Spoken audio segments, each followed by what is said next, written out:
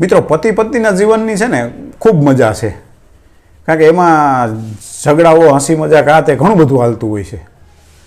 હવે એક વખત બન્યું એવું કે એક પતિ પત્ની હતા ને, એમાં એના પતિ ગુજરી ગયા.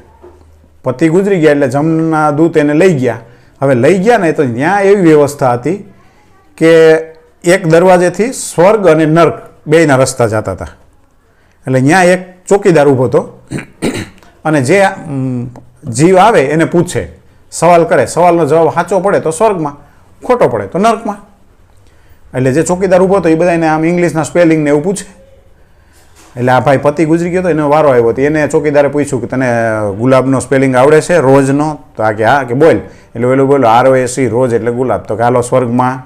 તે ઓલા પતિને એમ થઈ ગયું ગધને, આ તો બહુ હેલું છે ભાઈ, આ તો ખોટા હતા સુધી બધા બીવરાવ્યા, સ્વર્ગ ને નર્ક ને એવું.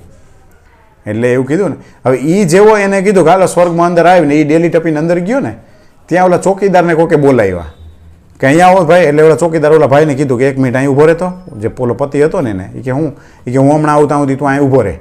આ બધા જેટલા લાઈનમાં ઊભા છે ને એને બધાને તું પૂછતો જા, એને જવાબ આવડે તો સ્વર્ગમાં મોકલજે, નકર આમ નર્કમાં મોકલજે.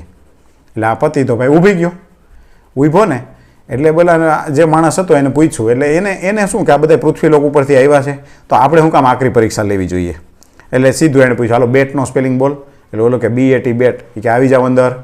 એની પાછળ બીજી એક છોકરી આવી તો એને પૂછ્યું ડોગનો સ્પેલિંગ બોલ. તો ઓલું કે DOG, ડોગ. તો કે આવી જાવ અંદર. બીજા એક ભાભા આવ્યા, તેમ થયું ભાભાને કંઈ નહીં આવડતું, એને ભાભાને પૂછ્યું બોયનો સ્પેલિંગ બોલો. તો ભાભા કે BOY, બોય. તો કે આવી જાવ સ્વર્ગમાં. એ તો હેલા સ્પેલિંગ લઈને મીંડો અંદર લેવા બધાને. તો આ જોઈને ત્યાં એક બાઈ આવી, આણે સામું જોઈ તો એની ઘરવાળી હતી. એને મનમાં વિચાર આવ્યો કે આ હું મરી ગયો અને હું ત્યાં હતો તો એ તો જીવતી હતી, આ પાછળ કેમ મરી છે અને આ અહીંયા આવી છે. એટલે જેવી એ આવી ને એટલે આ ભાઈએ સીધો સવાલ કર્યો, ચાલો એટલાન્ટિક મહાસાગરનો સ્પેલિંગ બોલ. ઓલી બાઈ તો મંડી માથું ખંજોરવા. એટલે કે નથી આવડતું? કે નહીં, જવા દો નર્કમાં. એટલે આવું હોય છે પતિ પત્નીનું જીવન.